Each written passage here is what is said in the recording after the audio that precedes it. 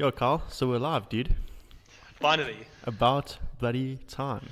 How long is it? 2 years in the making? 2 years in the making. Been talking about it since varsity, Yeah. and Let's say, like, hypothetically talking in varsity, and now it's becoming a reality. I feel like it took our quarter life crisis Yeah. to finally bring this into fruition. So Well, you are 25, so yeah, and you what are you? 26?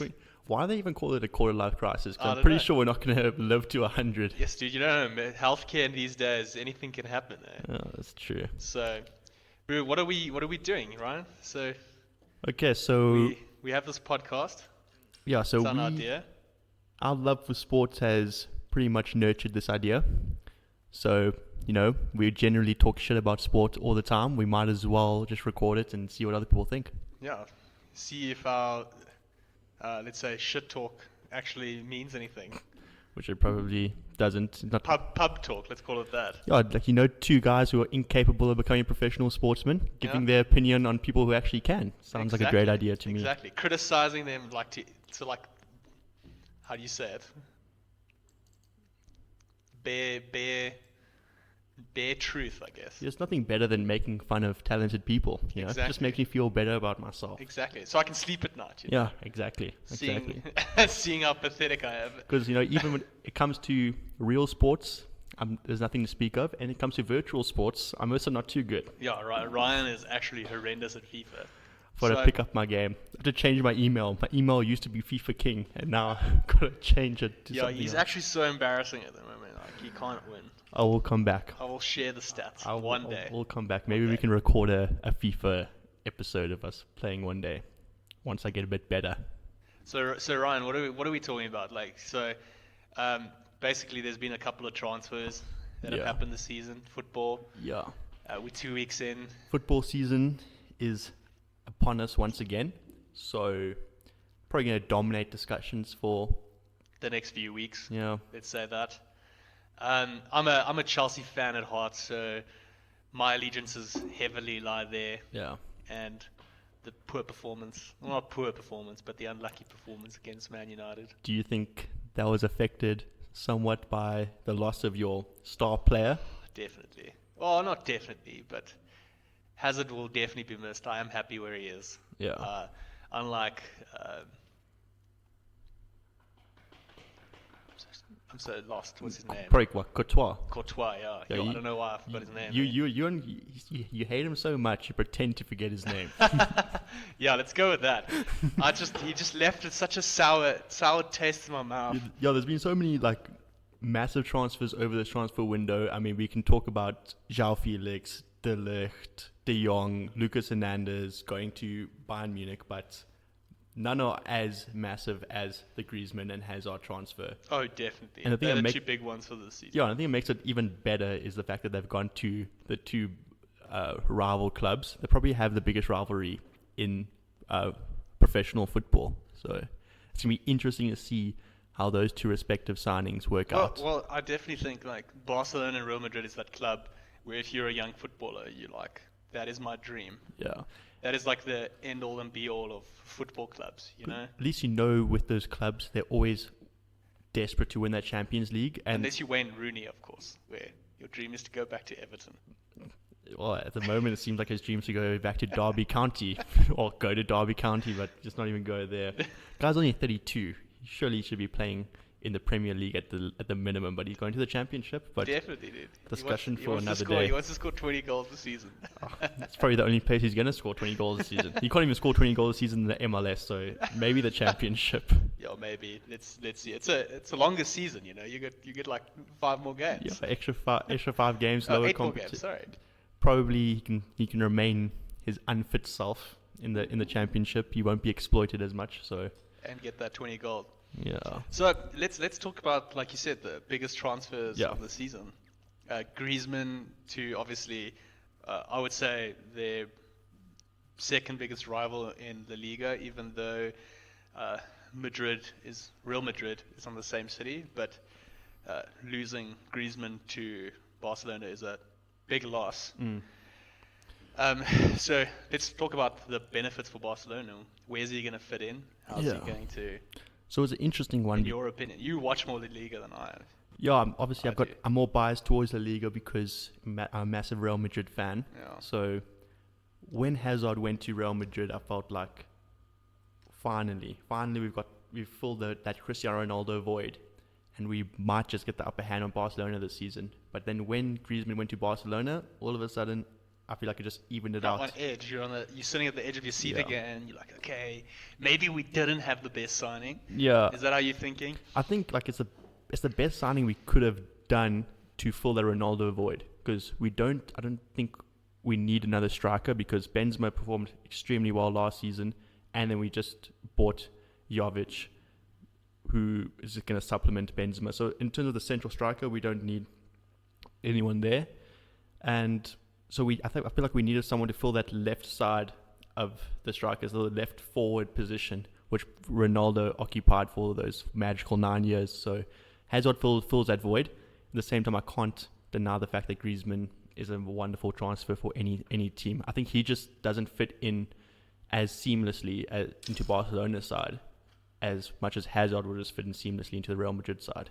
Like he just basically replacing a puzzle piece. Is that Yeah, what you say? he's just going to go right to that left side of Benzema. And who hasn't built a puzzle and lost a piece? Let's be honest. I don't know. I was never good with puzzles. Yeah, when it came to even when you're a child, you just had to put the blocks and the triangles into the squares. It must have rubbed off into your FIFA skills because. Yeah. I think I was dropped. I was dropped as a child. It explains everything. It's not my fault. Okay, Ryan, So, you're a lost cause. This is true. But yeah, I mean, the stats for Hazard and Griezmann at their last clubs were exceptional. According to Transfer Market, Hazard in his 350 odd games scored 110 goals, nearly 100 assists. Griezmann, slightly better goal ratio, 133 goals in his 250 odd games, slightly less assists, 50. But you can't really compare the two. Well, necessarily you Yeah. can compare the two, but the thing is, Hazard wasn't really in the center of the field. Yeah. That's why he predominantly has way more assists. Griezmann often played up front in the center, even though he dropped back down in the middle. Yeah. Now and then he was their center forward Yeah. for a long time. Yeah, I think Griezmann has adapted to that central position, especially in this last couple of years at Atletico Madrid, where he was less involved in the build-up, where Hazard was more involved in the build-up to supply the striker, such as Diego Costa in those last few years when he was there, and Griezmann was more there to be the end product. So I'm glad you brought up Costa. So Costa's actually played with both of these players. Yeah. So surely when Costa went to Atletico Madrid, once again, I told you, like I said, I don't really watch La Liga as much as you do, so I can't really give any expert insight. Not that I would ever give expert insight in anything. Trying to say I'm an expert. No, you're definitely not. Definitely not. You just told me you got dropped on your head as a child, so No, I said that could be a possible cause. yeah. Let's phone your mother. Let's phone your mother and find out. Oh boy. And so, how did Griezmann react when Costa came into the picture at Atletico? Because You know surely at Chelsea he was pretty much the lone striker at the front. Yeah. You know what? Griezmann is a very, very good team player. He involves all those surrounding him. Even when Morata got there, Morata's form improved. I think Griezmann makes the players around him play Look better basically. because he's not like the typical centre forward. He hovers around that sort of like front three, and I mean his assist stats, although not as good as Hazard's, are still right up there in terms of forward players. So he does do well with centre forwards, which will play into Barcelona's philosophy when he plays maybe with Luis Suarez in the same side, so they can feed off each other. Maybe Suarez plays in the more advanced role and Griezmann plays off him. Who knows how they're going to play out, because it's going to be difficult playing him, Messi, Suarez, and Dembele in the same side. So who's on the bench? I don't know how they're going to figure that out. That's why I say the Real Madrid situation seems a lot more straightforward than the Barcelona situation. What do you think Barcelona is going to have a top-heavy strike force? They're definitely going to be top-heavy. Who knows? Maybe the fact that Dembele seems like the odd one out. But maybe so it's fine in La Liga having a top-heavy strike force, but when it gets to Champions League, especially bearing like the group stage. When you get into the final legs where it's like knockout football, yeah, it's great having a top-heavy strike force scoring 4 goals, but then conceding 4 the next game, what's the point of scoring 4? Yeah, I mean, we've seen with PSG recent season, their top-heavy side hasn't done them many favors. You need that solidity at the back. But yeah, it's going to be interesting. So with mentioning Neymar now at PSG, is what's happened with the rumors with him going back to Spain? The rumors just won't stop. And I think the two front-running sides that's shown in the past couple of weeks are Real Madrid and Barcelona. Surely he won't go back. And surely he wouldn't go to Real Madrid. Yeah. Would he do that? Well, maybe. A lot of players have jumped ship across the lake. How do you say it? I think, I remember like Luis Enrique. Well, I don't remember this. Luis Figo, bro. Yeah, Luis Figo, the most notable one. Yeah. Wow. Imagine those Barcelona Real Madrid games if Neymar goes to Real Madrid. It would be great. I'd love it. But then once again, now where would you put Hazard if that happens? Would you put Neymar in the center? No, then Bale will just have to give away. Bale started this last Real Madrid game, so. But pretty much the deal for Bale to China has tanked through. Yeah, it tanked because Marcus Asensio is injured, so as bleak as Bale is going to be for not leaving and getting his little cash grab. Well, so supposedly Bale wasn't too bleak about it. He wanted to stay. Zidane wants him out because Bale still wants to play at the highest level, and he knows he's not going to get his salary anywhere else in the world other than China. He doesn't want to go to China yet. Supposedly, according to his agent and what I've heard so far, he doesn't want to go to China, but of course he still wants to be on his high wages. And the only team that could probably match Real Madrid with those wages are Barcelona, a PSG, and Man United, but they don't have really a real place for Bale right now. So Real Madrid's where it's at. It's where he's been most successful, and he wasn't ready to leave, although it seemed like he was being forced out of the door. But with that Marcus Asensio injury, he has to stay put, which I think suits him because he's probably going to get a starting berth in that Real Madrid side, and he's got a chance of winning more silverware on that massive salary. That's great. Bringing up China, so notable players who have gone to China and they've kind of like you said, you want to play at the top. Yeah. Notable players who've gone there, and once again, as a Chelsea fan, it kind of highlighting on Oscar. Yeah. We haven't really heard anything from him. He hasn't played internationally. Yeah, I mean, unless you're a fan of these players and you go out of your way to see how they're doing in those leagues, the easiest way to see is they don't get chosen for the national side. Yeah. Once you go over there, you don't really hear of these players unless you really make a considered effort. Let me Google them, see how they're doing, look at their stats. But it's just not the same. You do say goodbye to your career when you leave. You leave to China. Your professional career. And what's your opinion about leaving to Russia? Like, for example, Hulk when he went to Russia, he's in it. Like, his international career is also kind of dipped. He hasn't featured as much. And he's in China at the moment. Did he also go to China? Yeah. See, I don't even know. It's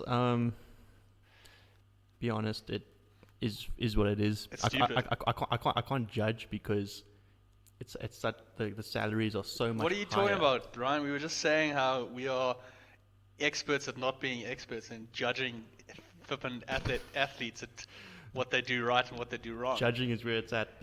Pudgy. There's so much money, bro. Imagine what you could do with all that money from China. Oh, dude, I know, but strippers for days. It's not all about money at the end of the day. Yeah. You can invest your money £200,000 a week, Ryan, is a shitload of money, and you can do a lot with £200,000 a week. Oh, brilliant. Why do you need 400,000? Well, considering that I'll probably never know what £200,000 a week feels like, I'm not going to pretend to even imagine 400,000. I mean, it's like no one judges an accountant when he or she goes and gets a better job, a higher pay grade at a different accounting firm. So why should we? Your boss judges you. Your current or your ex-boss judges you. But I mean, you wouldn't judge your friend who's an accountant going to a different job. You would say, well done. I would congratulate him. So the same thing. Like, although I'm sad to see these top footballers leave the public eye and go to these leagues that don't play the same level, they're also just looking after themselves for the future. So So true. I'm not going to judge heavily, but I also don't necessarily like it. Like any fan of football won't like it, but it is what it is. But like football's becoming so competitive. Look at all the youngsters that are featuring now. Like Mbappe is being compared to Pele. Yeah. It's just good footballers are just getting younger and younger. Yeah, which is good because I think we went through a phase where, like, when Ronaldo and Messi came through, they were also in their teens and they were making headway so fast. Then we went through this period where the better footballers were actually the ones that were more experienced. And now I think we're going back to that point. Like, it seems like Rashford's also been around for so long, but he's only 21. Exactly. He's only 21. Like, I was sure he must be 23, 24. And he's scoring hot goals. He's scoring important goals. Yeah. Like against Chelsea last weekend. Chelsea's another flipping scenario. I think they'll be fine for the long run, but So like I said, I'm a Chelsea fan, so I'm heavily invested. So we have the void of Eden Hazard to fill, and now also recently the void of David Luiz in the back line. We actually played quite well against Burnley this weekend. yeah, Not the greatest performance, but he's only been there a week. he's hard. He's hard as steel, and he plays with a lot of heart. He's got a great technique. Those long cross-field balls. He also goes forward well. He takes good free kicks. Yeah, so I mean, I can maybe see why Lampard isn't too excited with keeping the older statesman. Is that the right terminology? I'm not sure. I don't know. Maybe Lampard is scared of just the seniority of David Luiz because they played together. They won Champions League together. Yeah, it's weird because Europa League together. Like, considering how much they won together, they won the major trophies you can win at a club, and you would think there would be that sort of, I wouldn't say respect, but they would have a good relationship. Or maybe Lampard would want that experience there for the... Possibly. No. Is Kurt Zuma playing... he played against Man U. He did play against Man U. He played against Man U. I don't think he played the full game. I can't remember off the top of my head. But he is back.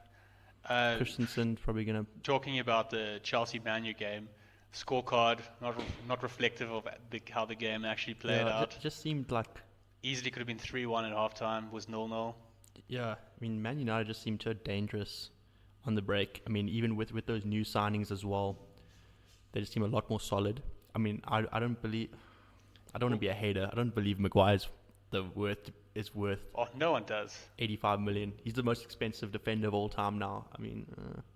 No one does. But no doubt he's still a good signing. Yeah, he won man of the match for the game against Chelsea. Good signing. He controlled the defense. They clean sheet on debut. Yeah, if only Liverpool could get a clean sheet. My fantasy league is your gone. fantasy team is wrecked because, like, looking at your FIFA skills, I can't imagine your fantasy skills are like any better. I just know nothing about sport apparently. So Oh. do you can't put Cristiano Ronaldo in every position, right? That's not how it works. Like, get over it. I really should change my one-dimensional FIFA play. Because especially now Ronaldo's getting slower in every single FIFA game. You can't rely on him as much as you used to. And Pro Evolution has bought out Juventus club rights. Yeah, now it's like what are they called? Something Calcio or something like that. No, in FIFA they're still called Juventus. No, they're not. Seriously? Yeah, they can't. They're not called Juventus. They don't have the kit. Nothing. I'm sure they're called Juventus. They're just not called Juventus FC. No. They're called something Calcio. Okay, I'll eat my humble pie. Yeah, check. We'll Google it. We'll check when it gets released. Anyway, so. But yeah, no. Chelsea this season. I don't know. I genuinely still think they'll end top 4. They'll sneak past maybe Tottenham and Arsenal. And in 4th, I can't see anyone topping City and Liverpool this season. Yeah. Man United might give them a run for their money, like you mentioned, Harry Maguire. Yeah. Great signing, not worth 85 million. Yeah, something like that. 85 million. I don't think he's worth it. Yeah, or let's get it twisted. If they win the Premier League, he's worth it. Yeah. But the problem I have with the Chelsea side, it's not really a problem. I see it's good for the future, but they don't have anyone. Even their manager's not proven. Well, he was manager for Derby last season. Yeah, and he didn't get promoted. So they got knocked out and in the they qualified, but then they got... Yeah, they went to the playoffs. So, But I mean, for Derby, who's been knocking on the door for the playoffs for the last few seasons, it's not like Lampard did anything special last season. He just did what he was supposed to do. So, but maybe it was an easy signing for Abramovich to make. It's like he's offering Lampard the dream of what he always wanted to. So I don't doubt the decision in terms of the long. John Terry at Aston Villa. Yeah, I don't doubt the decision in terms of like the long term. It could be also uplifting, and because he's younger, and he's he played, can maybe relate more to the players. Yeah, he's left professional football only a few years ago. He can be that sort of friend to the players as well as being the manager. I think it does help when someone's been in your situation not that long ago. So I think it's a good decision to have him. All I'm saying is like the players are not necessarily proven. Tammy Abraham, who looks to be possibly your Chelsea starting striker this season, has never really done it in the Premier League. I think he scored maybe 5 goals for Swansea that one season, and he's only been proven in the Championship. If you look other players, maybe Hudson-Odoi, who when he comes back from injury, Loftus-Cheek when he comes back from injury, they haven't had that breakout season that says they're going to be the top players in the Premier League. It's very youthful, talented squad that will be there, will be at the top. Are they going to be at the top this season? It's hit or miss. Very true. What about Mishu Batshuayu? Like, he hasn't even featured. He's not injured. He's just he just hasn't featured. He clearly must be unfit, or he's just not performing on the practice field. I guess. That the fact that you play what's his name, Abraham. Yeah, Tammy Abraham. He started the first game. And he came off the bench in the Champions League. So it looks like Giroud's going to be Giroud and Abraham at the moment. Obviously, we've got some injuries.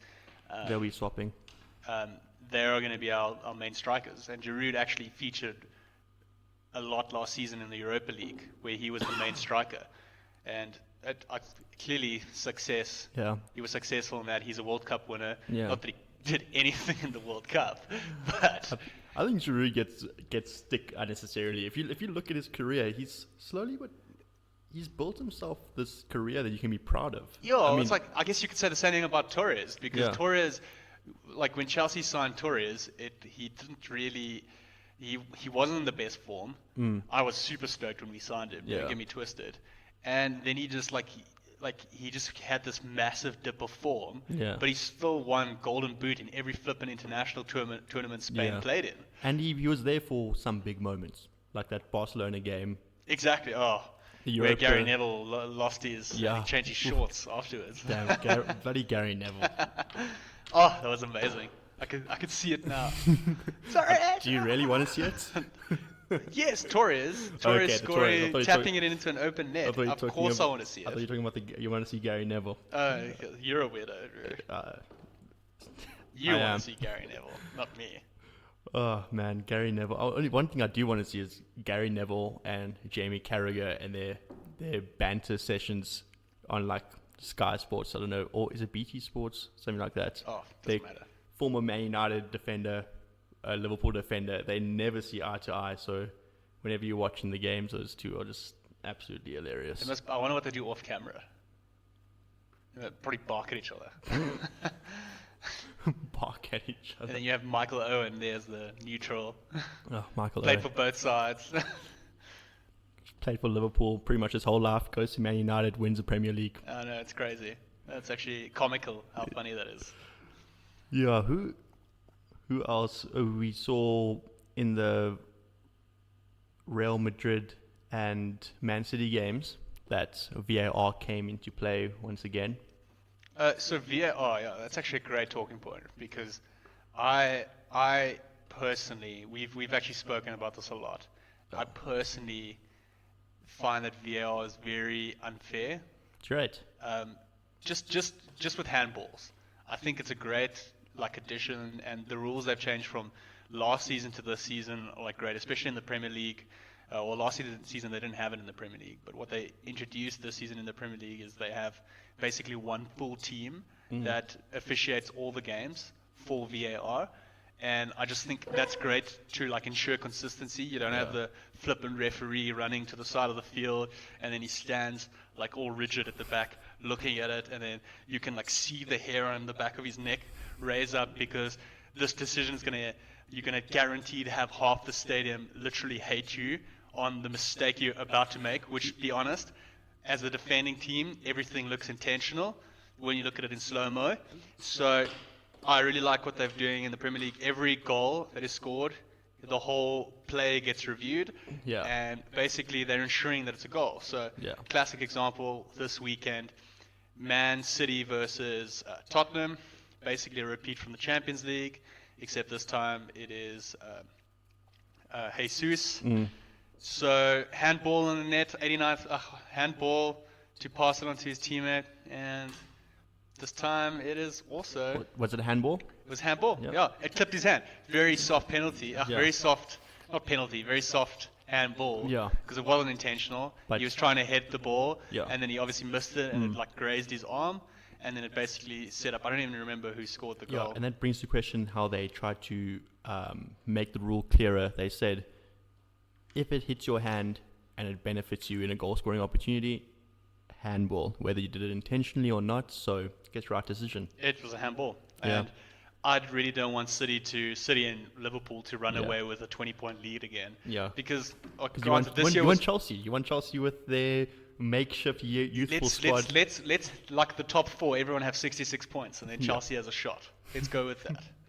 Although Chelsea, just be honest, Chelsea's kit is Oh, sick. fire.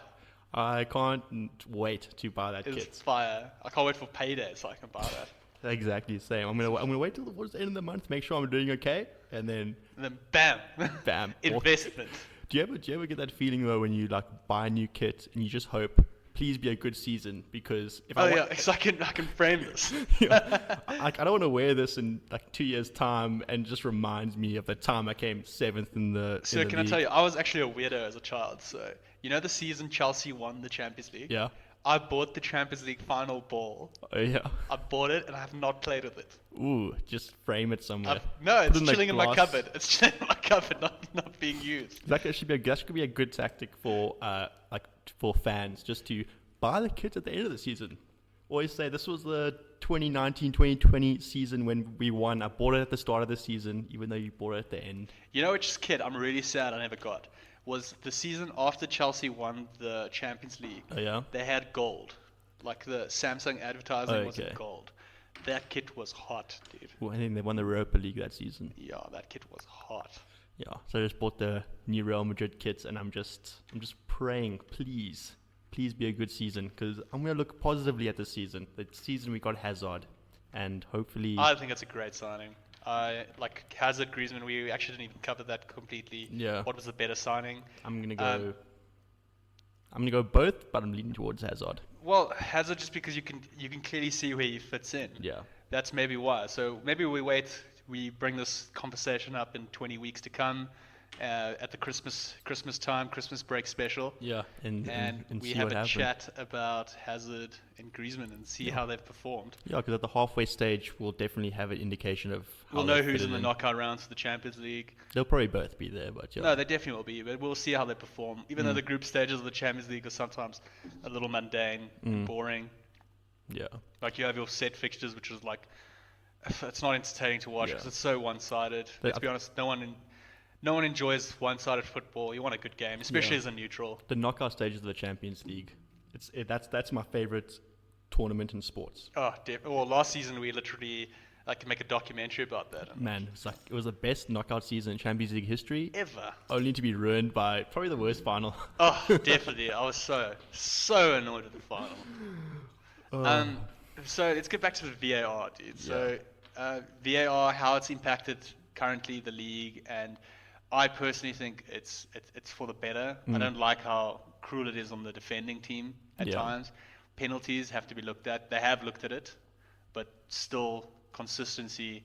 What is intentional? What isn't? Yeah. If a shot's on target and it hits your arm and your arm's up, penalty, obvious. Yeah. But if you're crossing the ball over and you're 2 meters away from the guy Yeah. and it hits your arms, that wasn't intentional. Yeah. That's you jumping. Your arms, you can't jump up with your arms on your side. So basically, we'll agree that it's definitely good that they've brought it into play, but there's always going to be those little kinks in the armor that you have to smooth out a little bit. Let's be honest, controversy in football gets fans talking to each other, and when you get to work on Monday morning, Yeah. you can now chirp your Man United fan colleague, that you guys won because you cheated. Yeah. And it's not that they cheated, but it's nice to chirp each other. Yeah. If you know what I mean. Isn't it weird how much of an impact VAR is going to have on modern football? And if you look at like previous matches in history and how VAR would have just changed the course of footballing history, like that Maradona incident. Hand of God. And if you think like Maradona is regarded, rightfully so, Fucking cheat. as one of the greatest players ever, like top 5. Everyone puts Maradona in their top 5 players ever.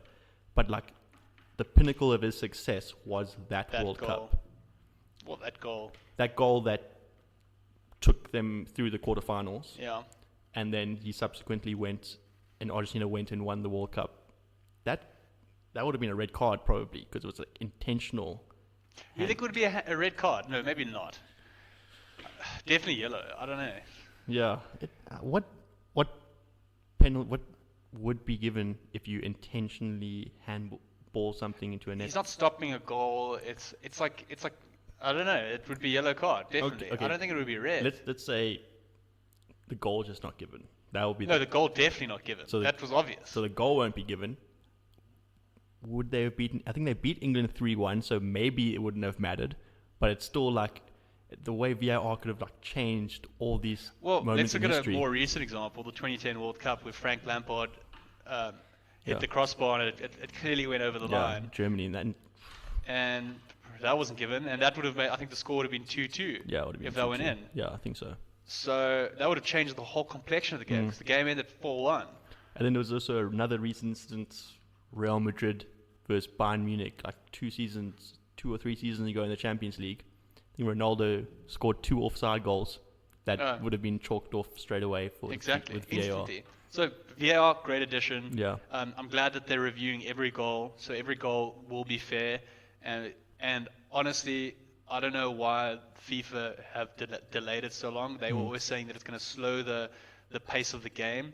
And yes, it does slow the pace of the game, but to be honest, rather slow the pace of the game and not give a rash penalty and ruin the final. And you know what? Some of the slowing of the pace of the game is cooler for fans. Like if we watch tennis and we see decisions reviewed, you know, it's exciting, it's dude. Exciting. It's like it's a build-up.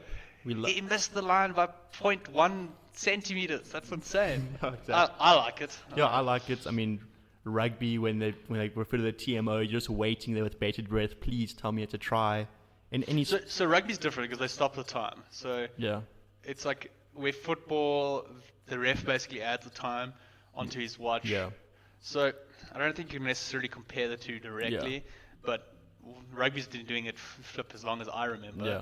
Why has FIFA been so against it? Yeah, I think there was that main concern. Is it going to be a massive delay? But luckily, the way they've introduced it, like whilst the decision is being reviewed, they're actually still playing. So, exactly, they don't stop the game anymore. So I think that's a good way. And also, I think you brought this up earlier before we started the video. A lot of the times when a goal is being scored, even if the linesman thinks it's offsides, he won't call it until the play's done. Until the play's done, then he'll raise his flag, say, no, that was offsides. Yes. So great. So at least it prevents play from being stopped when it could have maybe been onside and the guy scores. And you know the great thing now is you won't have defenders flipping defending and then them raising their arms up. Yeah. Because let's be honest, how many times have you seen that? Yeah. And that slows him down for another flipping like half a second, and he maybe could have like gotten up to the striker. Yeah. So it's gonna change the game for the better. And the one thing we also don't talk about is there's no point of diving. There's no point of diving for a penalty. Dude. You cannot dive for and get a penalty because it will just be reviewed straight away and you will get a yellow card. There's no point of it unless you dive to win a free kick. Is stuffed. The Italian league is stuffed. Oh man.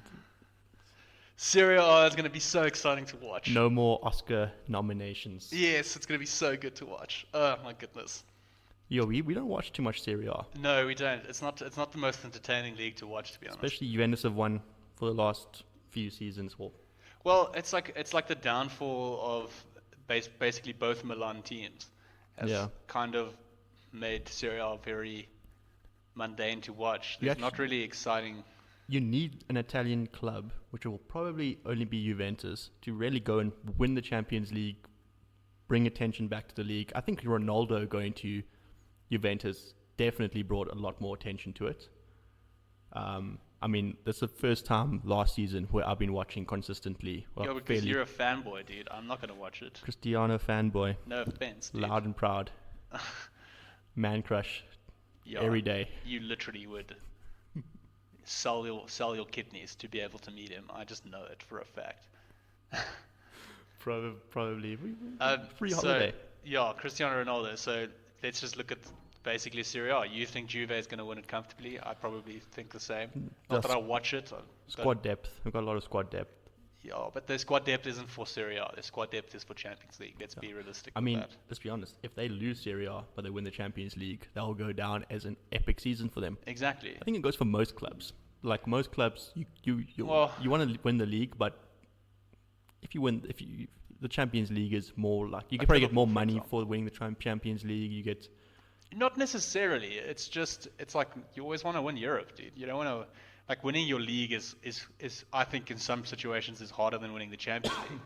Yeah, it's Yeah. a lot more strain. You need more squad depth to win your league. yeah. Especially if you're in a competitive league. Yeah, it's just like, winning La Liga is so difficult. You got to get past Barcelona, you got to go past Real Madrid. Same way in England, you got to get past Man City and Liverpool. Liverpool. And to be honest, this season I think Man United. Man United definitely. Arsenal got stronger. Listen, you can't. I know Arsenal have become a meme, but they've Man, got the memes stronger. died. They haven't in a top four in a while, dude. Yeah, exactly. Now we can't even call Arsenal the fourth place club because they can't even finish fourth. But So you say fourth place. Where do you think Arsenal are going to end this season? Like name your top six. just because I think I'm gonna go Man City, Liverpool because I think Oh, they've got themselves covered in. got no balls. You just go for the safe pick. Eh? Okay, well now I'm gonna change it up a little bit. No, you know what? I'm gonna go. If that's what you think, that's what you think. That's right? what I think. Don't. Yo, you get swayed so easily. What do you suck at FIFA? You So probably just like. come to peer pressure, man. Yeah, it's your top six. Sorry for interrupting. Yeah, so Liverpool second. Let's go. Something crazy. Let me go something crazy. Let me go Arsenal third. Arsenal third. Yeah, Arsenal third. Man United fourth. I love Chelsea. They're my favorite Premier League side. But I feel like generally what I've seen in seasons gone by, experience unfortunately does count more than simply talent. Talent combined with experience gets you towards the top, but I just feel like that lack of experience of those players will send them outside the top four. Chelsea. It'll be a good learning curve for the next season, but I just think it's not a side I'm going to put money on winning. Dude, halfway through the season we can start purchasing, eh? Purchasing what? Players. In Oh, December okay. we can transfer season's open for Chelsea. What do you think is the one position you guys need? Striker. 100%. Don't even question it. We need a striker. One thing Even if we get someone on loan for 6 months. yeah. One thing about Chelsea though is like they don't have that guaranteed 30 goal season striker, but then they've got like a few like good strikers, and I feel Like Pedro, William. yeah. So they've also got like you said Batshuayi. Now they've got Abraham. They got Giroud in that essential striker position. Do you think it's not better to have one out and out star striker and then a backup striker rather than having three guys that are probably just going to be unhappy with game time? Because all three of them are good enough to start at another club, and now they're just been sharing game time rather than having one out and out star striker that will start every game and having a striker that's happy to be on the bench. I'm not sure, man. I don't really know. I'm just thinking back when Tevez was so uncomfortable coming off the bench when he was at Man City. So I guess some players just don't like being on the bench. Especially when you see yourself as a star. Exactly. If you see yourself as a star and you're coming off the bench, then... So I think all three of those guys aren't necessarily stars, Abraham, Giroud, and Batshuayi, but I think all three of them World Cup winner, not a star. didn't even score the World Cup. He But didn't even play at that World Cup. who? Giroud? Dude, I don't think he featured. No, Giroud started pretty much every game.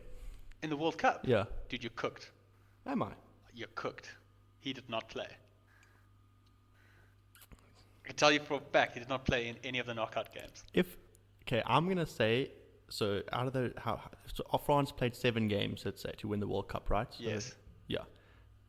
He did not play in the last 4.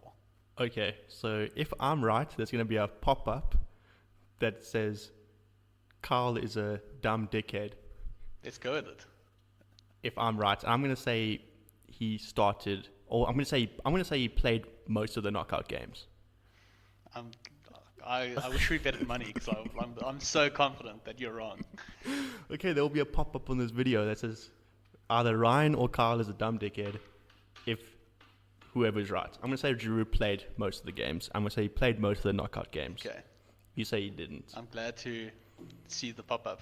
It's going to be you. That's wrong. I'm pretty sure because I remember Giroud actually did play quite an important role as being the target man. He didn't get the credit he deserved in terms of the goal scoring because Mbappe, Griezmann played so exceptionally well. They scored all the goals, but why do you need Giroud?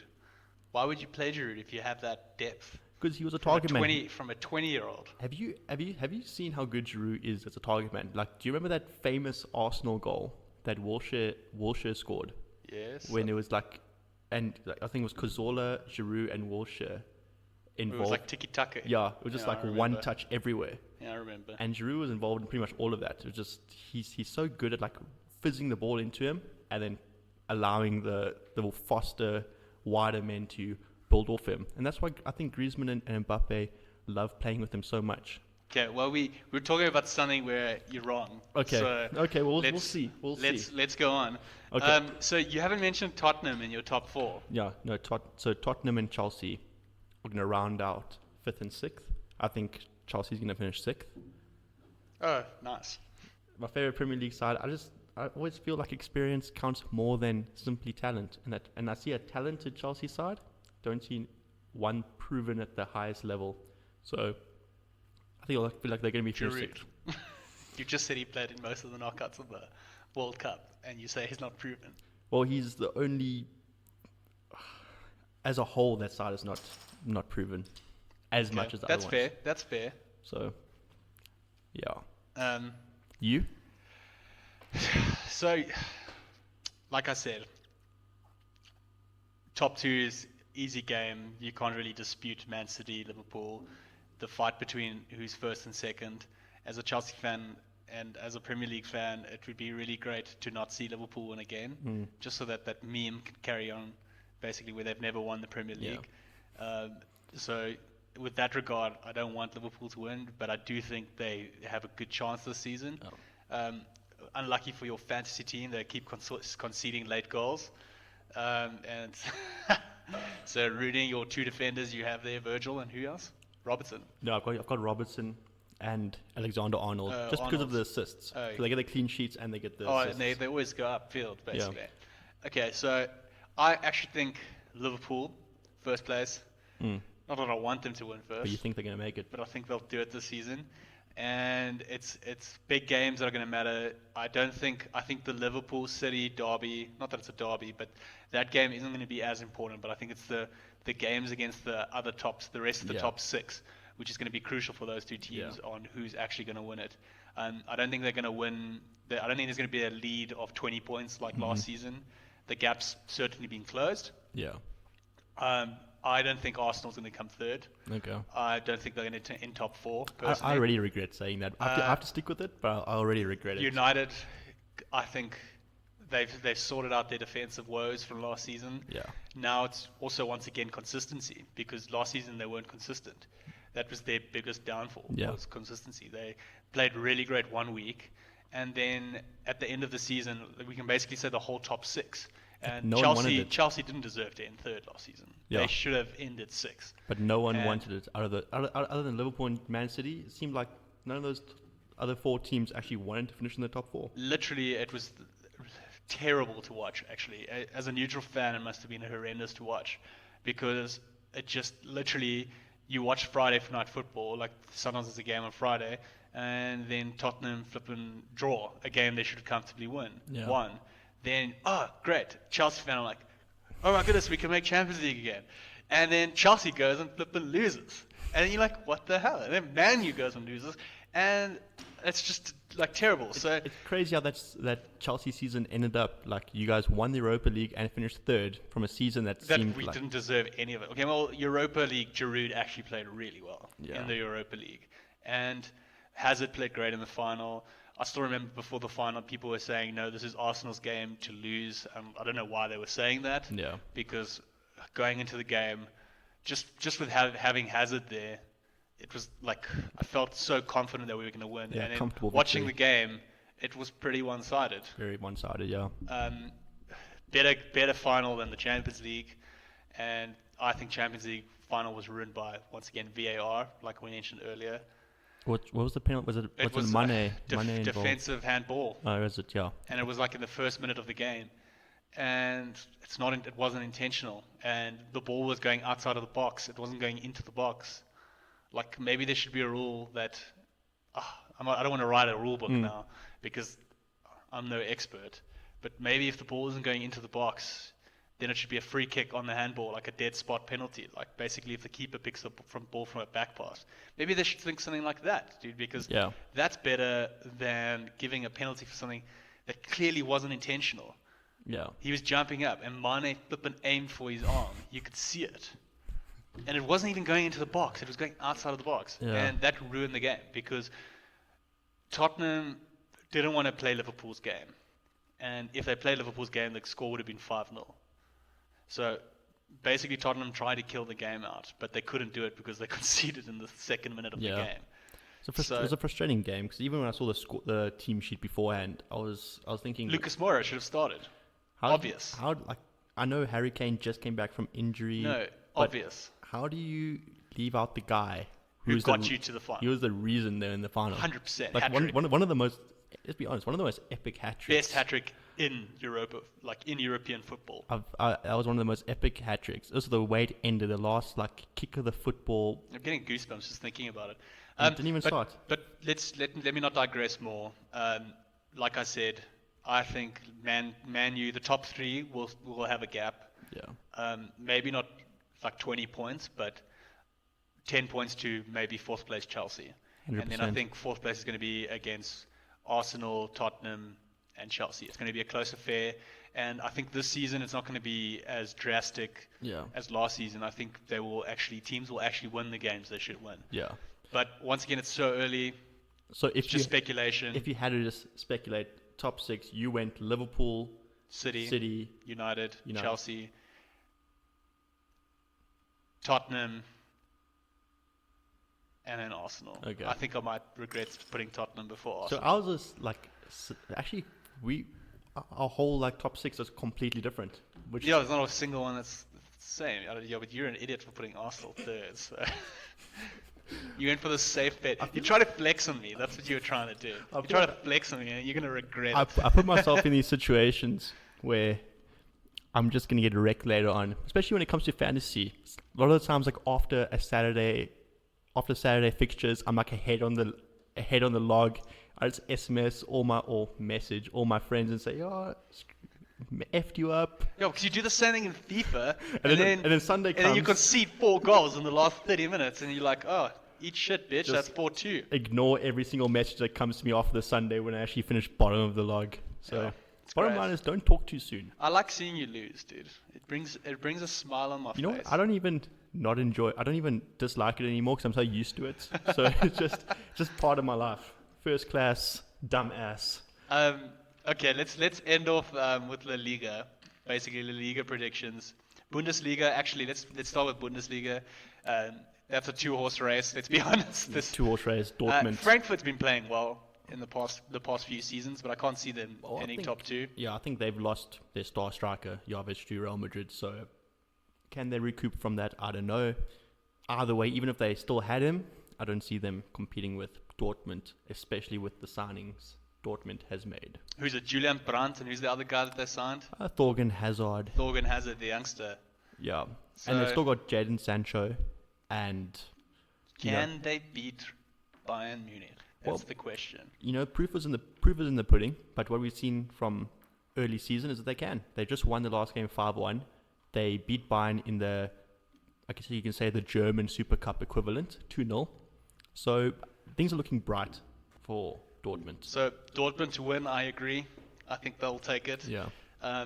German league is very competitive internally for because I've traveled to Germany. The Germany, if you don't support Bayern, you hate Bayern. I've gathered that when I was there.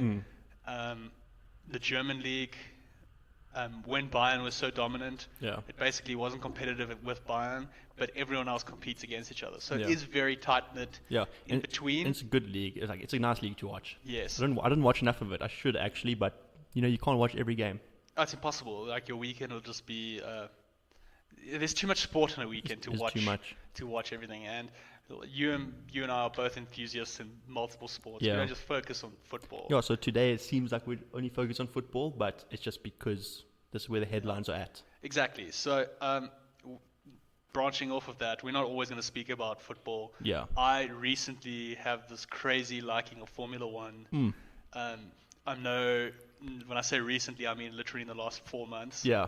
I've like gotten into it, and I really, really like Max Verstappen. Really? You're a Verstappen fan. I feel like he's developing one of the fastest growing fan bases into sport in general. Like the fan base for Verstappen is growing like crazy, and they're mad. He's the only one that can, at the moment, compete with Hamilton in the future. Like Hamilton just looks like he's not going to lose because his car's so much better, he's so much better. Yeah.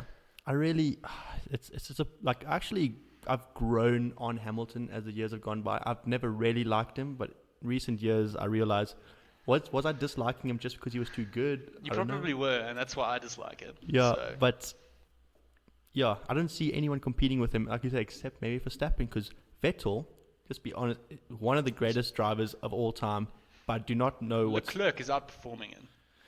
Like the scoreboard doesn't say that, but let's be honest, Leclerc, when you look at starting on poles, basically Leclerc started above Vettel. Yeah. His lap times in qualifying has just been better.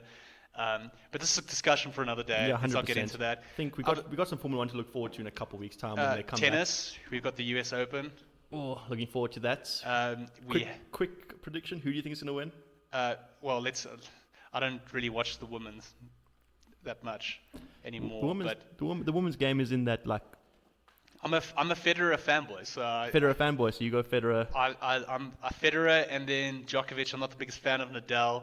I don't like his play style that much. Federer is just as graceful, and he is half South African. What do you think of the comparison? Like many people make between Federer and Nadal. They compare Federer and Nadal to Ronaldo and Messi in the fact that Federer is graceful like Messi, and Nadal forces it a little bit more like Ronaldo. Like Nadal and Ronaldo are like the powerhouses.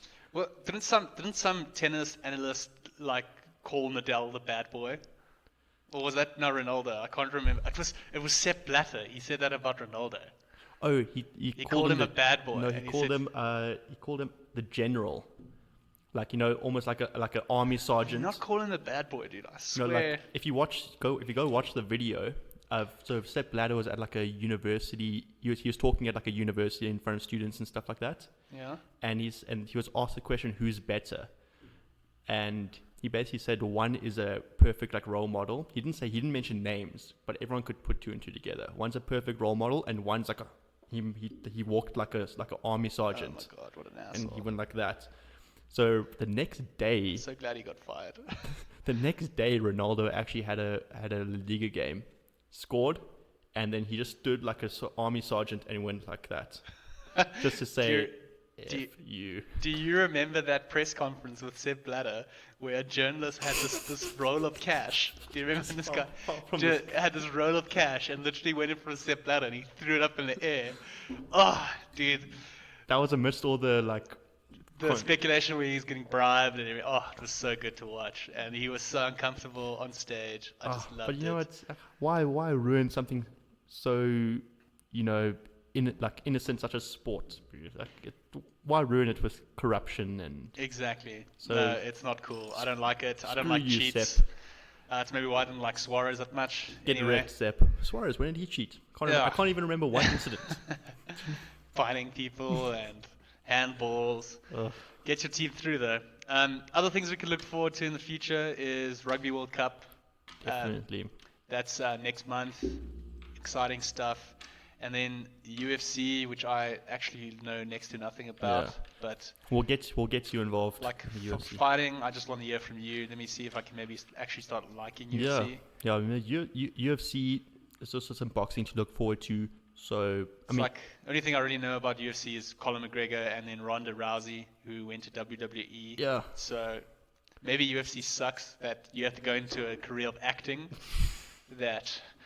So maybe UFC, man, let me give it a try. Well, for UFC fans, there's definitely been quite a lot to talk about, especially early this morning, South Africa time. I don't know what time it would have been for America, maybe late at night. Daniel Cormier being dethroned as the heavyweight champion, Stipe Miocic winning it again. I think beginning of September, UFC 242, we will see Khabib face off against Dustin Poirier for the lightweight title. So what is 242? Sorry, I don't. It's just so their pay-per-view events, they go incrementally. Oh, so they number it. So it's like basically in cricket you have like your test match number. Yeah. So they just don't advertise it because no one gives a shit about it. Yeah. So this is the 242nd. Why does UFC pay-per-view have to market it like that? Like, is it just for like it's easy stats keeping? For me as a fan, I don't know why they do it, but it's for me it's easy to track back all the time. So it's like stats keeping. Basically. Yeah, it is stats keeping. But can't you just basically say? And it's also just easy. It rolls off the tongue. Like if I talk to my mates, I say, "Remember UFC 213 at this final?" And that would mean nothing to me. Yeah, get into it. Personally, another thing on the fighting cards recently, Andy Ruiz and Anthony Joshua. It's been announced that their heavyweight rematch is going to take place at the end of the year in Saudi Arabia. Andy Ruiz beat Anthony Joshua in their initial encounter. So does MMA like bring as much money as boxing does? Because MMA's pay-per-view fights in boxing, like basically. I think boxing will bring more revenue for the individual fighters. I don't know about the sport. Do you think MMA brings more for the sport? I think MMA is growing faster.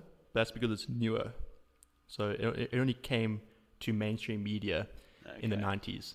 So there's no knowing what MMA will actually become later on in the future, but boxing's been around for 100 years. It's more established. So, yeah. A lot to look forward to. All the sporting fronts. This is getting quite long. But yeah, man. Basically this is way too long. Season predictions quickly.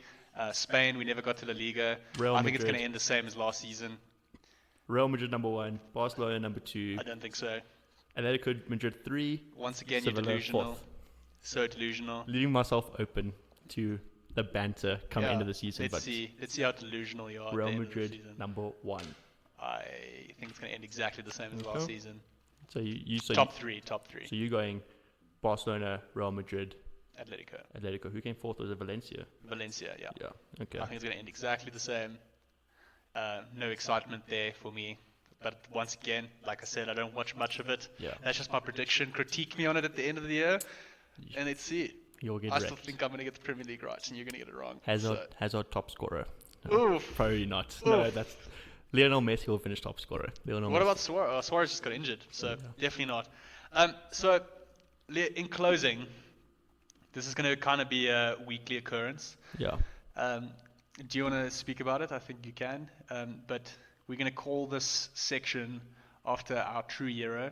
Our true hero, the GOAT himself. The GOAT himself. This is an ice skier from Australia. Is that what this? Ice skating skier? What is the sport called? But either way, it's probably like one of the main. It's a short track ice speed skater. That's what he's called. Mad. That's got a sweet title. Imagine on your Tinder profile, former professional ice speed skater. Yeah, and then you're in your gear and everything. And you're just like, matches for days. So, we're going to call this segment basically the Bradbury Special. Named after Stephen Bradbury. Ryan will get into his story in a bit. But the reason why we like him so much is because in this event, where he's well known, he won spoiler alert, he won an Olympic gold medal, but he was nowhere near favorite to win this.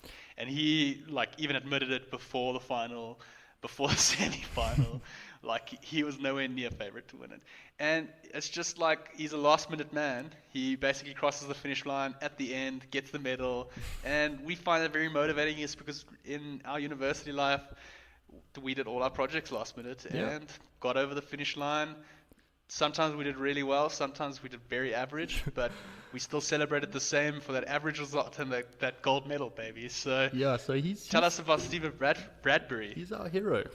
So excuse me if it seems like I'm reading. It's because I am. Do you want me to tell it? You're more than welcome. Just took place at the We could like alternate. so it took place at the 2002 Winter Olympic Games. This isn't X Games, it's Winter Olympics. Yeah, so he was probably like outside or just around the top 10 skaters in the world. So he won his heat comfortably. Yeah, So like it's basically like if you do provincial sport. Yeah. If you're remotely talented, you will comfortably win your provincial. Yeah. So he's not a bad skater. No, he's not bad at all, but he's probably past his prime. Yeah, he was 31, I think, at the time. So basically, that's near the end of his career. Yeah. I think he won one gold medal in a relay Yeah. a few years back. It wasn't in the Olympics. It was just some winter event. Yeah, and then so once qualifying to the quarterfinals, he actually didn't make the top two, and the top two progressed to the semifinals. But one of the favorites in the quarterfinals Cheated. We love cheaters, don't we? cheaters. Well, Ryan likes cheaters. I don't. So one of the favorites obstructed another fellow racer, Yes. and he got disqualified at the end. Afterwards, when they reviewed it and everything, he got disqualified, and it allowed Stephen to move up one place. And from doing that, came second in the quarterfinals, progressed to the semifinals. And what happened in the semifinals? But same flip. No, so yes, that's right. In the semi-final, sorry, my bad. I got excited. I almost, once again, spoiler alert. So he obstructed this guy, and literally then he got penalized. So he lost his place. He got to the semi-finals. So in the semi-finals, if you watch the race, you can watch it on YouTube. Yeah. Just Google Stephen Bradbury. Literally, he's skiing, and like before the race, he still said there's no chance of him winning. So he basically just like went, okay, cool, this is rudimental, I'm just going to race. And he was like skiing along, and I can't remember, I think it's like 6 or 8 laps around this little ice rink. And on the last turn, like all 3 skaters just flip and wipe out completely. And then he literally skates over through to the final. And because he was like far behind the rest, because he thought he had no chance. So he was just cruising, just happy to be part of the spectacle that is the Winter Olympics. The Winter Olympics, it's quite prestigious, I think, to just take part in the Olympics. It's even more prestigious to win. So the final comes along. And the same thing happens. And literally the same thing happens. All the skaters crash out on the last lap. The last turn, dude. And this guy was probably quite a few meters behind, which if you watch the race, it's quite a lot considering how bunched up they are. He's far behind, and he just cruises over after they've all crashed far out. behind, it was like 3, 4, 5 meters behind. Yeah, but speed skating, that's a lot. And it's a lot for being a guy that's outside the top 10 in the world, wins an Olympic gold medal for his country, first ever. Also by fluke, which we like. Yeah, nothing greater than an unlikely sporting occurrence, which is why this is going to be our weekly segment where we have named it after our hero, Stephen Bradbury. So every week there'll be a Bradbury special where we talk about its unlikely sporting occurrence after the GOAT himself. First ever Southern Hemisphere speed ice skater to win an Olympic gold medal. My new Tinder profile. Oh, yeah. Maybe more success is on the cards.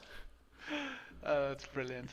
But thank you, Ryan. Sweet, Carl. Thank you for today. Episode 1 done. Done and dusted. Can't wait to turn this off and smash you in FIFA. First day of the rest of our lives, eh?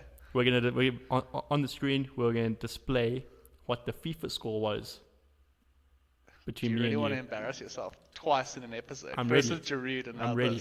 Before we start, I'm gonna transfer Hazard into Real Madrid side, and you will get wrecked. Okay, let's do that. Over and out. Thanks. Cheers, guys. Cheers.